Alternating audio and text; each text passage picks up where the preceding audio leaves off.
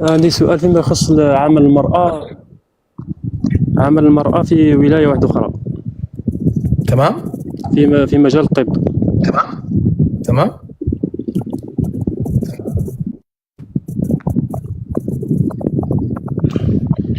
هذا هو السؤال الأول يا شيخ. ما به.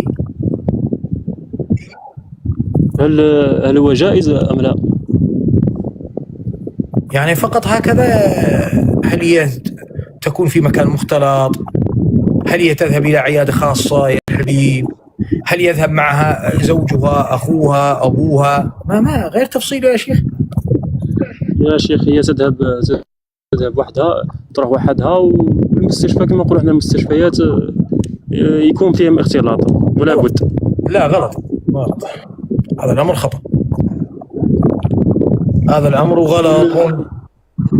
لا بد لها من مرافق من الرجال، وإذا أرادت أن تعمل لا بد أن تعمل في بيئة نسائية، وإن لم يكن إلا هذه البيئة فتسدد وتقارب.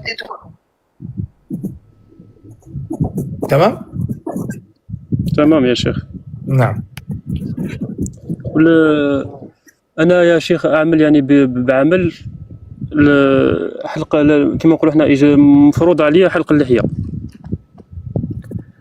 العسكرية. أحيانا نعم، أحيانا يا شيخ عندما أجتهد في الطاعات هكذا أقول في نفسي لو كنت صادقا يعني لتركت هذا العمل. وأحيانا عندما أنت متطوع؟ لا إجباري؟ لا، ما إجباري يا شيخ. هي يا متطوع يا إجباري، ما في غيره. متطوع يسمى شغل، ما فهمتكش أنا. اي متطوع. كم سنة وش اسمه تطلع؟ باقي تقريبا 7 سنوات. خلاص إن شاء الله من تتخلص من 7 سنوات أمورك تكون طيبة بإذن الله بعد ذلك. يعني ما فيها حرج. ما تقدر تبطل؟ يا لو بطلت يا شيخ أقول في نفسي يعني لو تركت هذا العمل لربما يعني تصعب لي، مثلا نقولوا احنا تصعب لي برا اترك حتى صلاة، يعني الالتزام هذا يعني يروح كل شيء. لا اذا قدرت انت من انسان يكون متطوع يقدر يبطل ويبحث عن تجارة معينة يبطل، تمام. ما بالعكس، هذا الاولى من ذلك. خلاص انت عرفت كيف تدافع عن بلدك، يكفي ذلك، تمام. فتخرج، تمام، وتبحث عن تجارة وتخلي لحيتك وامورك طيبة ان شاء الله تعالى. لكن لا تخرج حتى تجد عملا أو تجارة. ما نقول لك اخرج من الآن، تمام؟ ايه تمام. بارك الله فيك. بارك الله فيك يا شيخ. والله أقسم أننا نحبكم من الجزائر. والله يا شيخ طيب، أحبك الله. أسأل الله أن يوفقكم ويسددكم وأن يحفظ بلدكم. اللهم آمين وإياكم. شيخ محمد البطل حبيبي. السلام عليكم ورحمة الله. هلا بالشيخ. وعليكم السلام ورحمة الله وبركاته. شلون أمورك؟ كيف حالك؟ ما شاء الله. وينك يا شيخ؟ من زمان أقول الشيخ محمد ما في يا شيخ. والله غير لا ندخل البوتو تاعك يا شيخ. والله الحمد لله. أقول الشيخ محمد ربي يحفظك. والله أحبك في الله. أنت الله يحبك الله. أنت والشيخ نذير من زمان على ايش اسمه. شيخ والله غير عندي سؤال جزاك الله خير. قد أصبت به من بعد ربي يهديه مع كل حال. شيخ، ما حكم من يعير الرجل بماضيه؟ يعني الرجل كان على الشهوات والشبهات، فرمى كل ذلك وجلس بين يدي العلماء والمشايخ وأصبح مستقيما على دين الله، حتى أصبح يدافع عن منهج السلفي وعن العلماء، وأنت تعلم. وهذا الشيء يخصني أنا شيخ. اختلفت، كاين بعض الاختلافات مع بعض الرجال، فلم يجدوا سبل إلا أنهم رموني بأنني كنت في زمان أغني الراب، تعرف الأغنية الراب.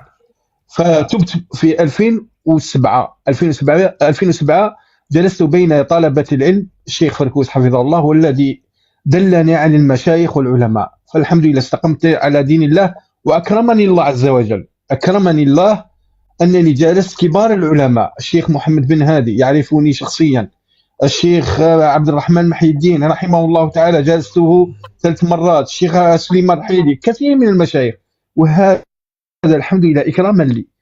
لكن المشكلة يا شيخ، هل يجوز الرجل إذا كان خلاف فيما بيني وبينك في مسألة ما أن تعيرني بماضي، هل يجوز ذلك؟ وتعطينا أمثلة من السلف بارك الله فيك.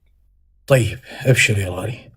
لأني تأديت يا شيخ بهذا، هذا تأديت، ما قالها لي أحد. لا يجوز التعيير بما مضى منك قبل التوبة، لا يجوز ذلك، وهذا من الفجور في الخصومة، إذ لا علاقة لماضيك بإيش في الخصومة أو بالخصومة، لا علاقة لماضيك بالخصومة، خاصة قبل التوبة.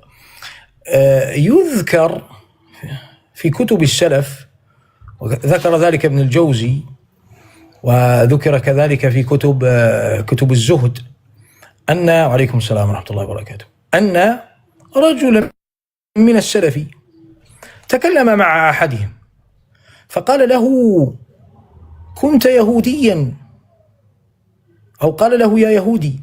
قال: أتريدني أن أرجع إلى يهوديتي؟ يعني لماذا تقول يهودي؟ أنا كنت يهودي ولا أسلمت الآن وأموري طيبة وحسن إسلامي، لماذا تقول لي تخبرني أن يهودي؟ أتريدني أن أرجع إلى اليهودية أم ماذا يعني؟ فالذي يقول لك أنت كنت تغني راب، قل لي طيب إيش تريد؟ أرجع للراب؟